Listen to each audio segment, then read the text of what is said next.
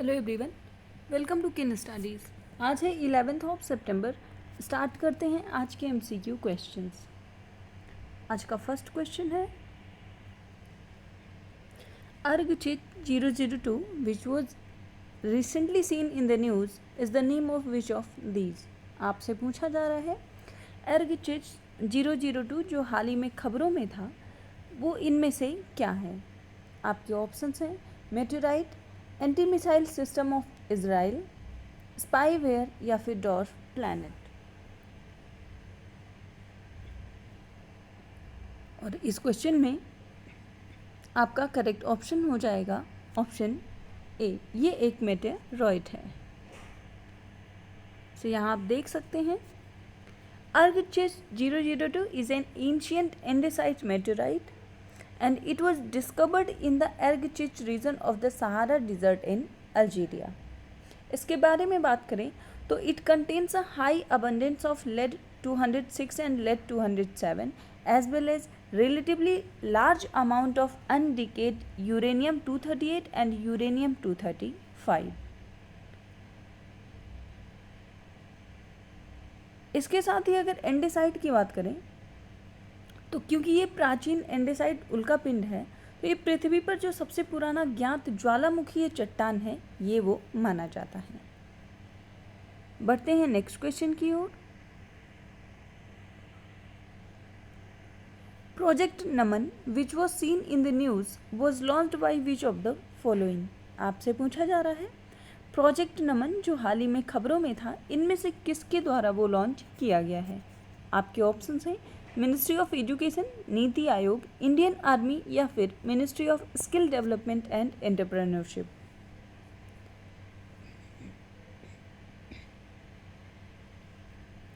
और इस क्वेश्चन में आपका करेक्ट ऑप्शन हो जाएगा ऑप्शन सी, इसको लॉन्च किया गया है इंडियन आर्मी के द्वारा।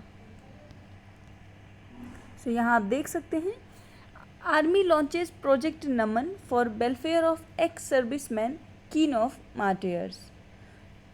तो ये जो योजना है नमन योजना, इसके तहत जो पूर्व सैनिक और शहीद सैन्यकर्मी हैं उनके परिजनों हेतु सुविधा और शिकायत निवारण केंद्र स्थापित किए जाएंगे। The project will entail establishing facilitation and grievance redressal system for the veterans and the kin of personnel who have lost their lives. और इस तरह का पहला सेंटर जो स्थापित किया जाएगा वो दिल्ली कैंटोनमेंट में किया जाएगा। बढ़ते हैं नेक्स्ट क्वेश्चन की ओर। Recently the term Bharat with respect to the India was in the news. आप लोगों ने देखा ही होगा हाल ही में भारत के संबंध में ये जो शब्द है भारत हिंदी में ये काफ़ी चर्चा में रहा है और उसी से संबंधित कुछ कथन दिए गए हैं। आपको बताना है कौन सा कथन सही है। आपके ऑप्शंस हैं the name Bharat is derived from the Sanskrit word Bharat. Second, Bharat is mentioned in the Article 1 of the Indian Constitution. And third, the name Bharat is mentioned in Rig Veda. और इस क्वेश्चन में आपकी तीनों ही statements यहाँ पर सही हैं। So, India, officially known as Republic of India, has a rich history and diverse cultural heritage, and one of its historical name is Bharat, which is deeply rooted in ancient Indian tradition and mythology. Bharat नाम की बात करें तो ये एक Sanskrit word Bharat से derive हुआ है, which is also associated with the legendary emperor Bharat. और इसका वर्णन ऋग्वेद में भी किया गया है। भारतीय संविधान की बात करें तो अनुच्छेद 1 जो है उसमें ये शब्द लिखा हुआ है। बढ़ते हैं नेक्स्ट क्वेश्चन की ओर। India has introduced the Sanskrit phrase Vasudhaiva Kutumbakam as the theme of G20 summit 2023 from which Upanishad this phrase derived. आपसे पूछा जा रहा है भारत ने G20 शिखर सम्मेलन 2023 विषय के रूप में संस्कृत वाक्यांश वसुधैव कुटुंबकम को पेश किया है और आपसे पूछा जा रहा है कि ये वाक्यांश किस उपनिषद से लिया गया है। आपके ऑप्शंस हैं महाउपनिषद, छांदोग्य उपनिषद, बृहदारण्यक उपनिषद या फिर मुंडक उपनिषद। और इस क्वेश्चन में आपका करेक्ट ऑप्शन हो जाएगा ऑप्शन ए।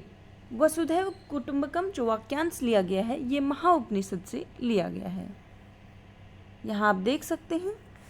अगर हम उपनिषदों की बात करें तो इनकी संख्या कुल 108 है और इन्हें वेदांत भी कहा जाता है। इनकी रचना संस्कृत भाषा में हुई है। The phrase Vasudhaiva Kutumbakam is derived from the Mahaupanishad and this phrase embodies the spirit of unity and inclusiveness, recognizing all of humanity as one family. And it's a philosophy that aligns well with the principle of global cooperation and understanding as promoted by the forums like G20. बढ़ते हैं next question की ओर।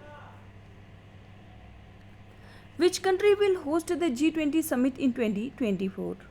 आपसे पूछा जा रहा है 2024 में कौन सा देश G20 शिखर सम्मेलन की मेजबानी करेगा। आपके ऑप्शंस हैं ब्राज़ील, कनाडा, साउथ अफ्रीका या यूएसए। और इस क्वेश्चन में आपका करेक्ट ऑप्शन हो जाएगा ऑप्शन ए। 2024 में G20 शिखर सम्मेलन जो कि अब G21 हो गया है, इसकी मेजबानी करेगा Brazil. Indian Prime Minister Narendra Modi on Sunday handed over the G20 presidency to Brazilian President Luiz Lula da Silva on the second day of the two-day summit in New Delhi. Brazil officially will take over the mantle of the presidency of the elite group on 1st December this year. G20 की बात करें तो it brings together the world's major and systematically important economies, and its members represent 85% of the global GDP, 75% of international trade and 2/3 of the world's population. इसके साथ ही अगर Brazil की बात करें तो ये दक्षिण अमेरिका का सबसे बड़ा देश है और क्षेत्रफल के हिसाब से दुनिया का 5वां सबसे बड़ा देश है। जबकि अगर हम आबादी की बात करें तो आबादी के हिसाब से ये दुनिया का 7वां बड़ा देश है। इसकी नेबरिंग कंट्रीज़ की बात करें तो साउथ अमेरिका में इसके ब्राज़ील के उत्तर में जो देश स्थित हैं वो हैं वेनेजुएला, गुयाना, सूरीनाम। पश्चिम में है बोलीविया और पेरू। दक्षिण में उरुग्वे। दक्षिण पश्चिम में है अर्जेंटीना और पराग्वे। इसके साथ ही दक्षिण पूर्व में कोलंबिया देश स्थित है। बढ़ते हैं नेक्स्ट क्वेश्चन की ओर। Consider the following statement about the Competition Commission of India and choose the correct statement. आपसे पूछा जा रहा है भारतीय प्रतिस्पर्धा आयोग के बारे में नीचे कुछ कथन दिए गए हैं और आपको बताना है कि इनमें से कौन सा कथन सही है। फर्स्ट स्टेटमेंट है it is a statutory body established in 2002 under the competition act 2002। And second, the commission is a quasi judicial body that gives opinion to statutory authorities. आप ध्यान देंगे कि यहाँ पर आपसे करेक्ट स्टेटमेंट पूछी गई है और इस क्वेश्चन में आपका करेक्ट ऑप्शन हो जाएगा ऑप्शन सी। यहाँ केवल आपका सेकंड स्टेटमेंट करेक्ट है। कॉम्पिटिशन कमीशन ऑफ इंडिया की बात करें तो इसको इस्टेब्लिश किया गया था। It is a statutory body of the government of India and was established in March 2009 under the competition act 2002। तो आप ध्यान रखेंगे इसकी स्थापना 2009 में की गई है। The goal of CCI is to create and sustain fair competition in the economy that will provide a level playing field to the producers and make the market work for welfare of consumers. और competition commission of India की बात करें तो इसकी स्थापना राघवन समिति की अनुशंसा पर की गई थी। इसमें एक अध्यक्ष और 2 सदस्य होते हैं और ये एक तरह से प्रहरी के रूप में कार्य करता है। बढ़ते हैं नेक्स्ट क्वेश्चन की ओर। Consider the following statement related to central pollution control board and choose the incorrect statement. केंद्रीय प्रदूषण नियंत्रण बोर्ड से संबंधित नीचे कथन दिए गए हैं और आपको बताना है कि इनमें से कौन सा कथन गलत है। फर्स्ट स्टेटमेंट है it is a statutory organisation constituted under the water Prevention and Control of Pollution Act 1974. Second, it aims to improve the quality of air and to prevent, control or abate air pollution in the country। आपसे पूछा जा रहा है कि CPCB से संबंधित कौन सा कथन गलत है, और इस क्वेश्चन में आपका करेक्ट ऑप्शन हो जाएगा ऑप्शन डी। दोनों ही स्टेटमेंट सही हैं, कोई भी स्टेटमेंट यहाँ पर रॉन्ग नहीं है। सो CPCB की बात करें तो ये एक स्टैट्यूटरी बॉडी है and it was entrusted with the power and functions under the Air Prevention and Control of Pollution Act 1981, और इसका एम है to promote cleanliness of streams and wells in different areas of the states by prevention, control and the abatement of water pollution, and also improve the quality of air and to prevent, control और abate air pollution in the country. CPCB की बात करें तो ये एक statutory organisation है और इसको कॉन्स्टिट्यूट किया गया था सितंबर 1974 में अंडर द वाटर एक्ट 1974।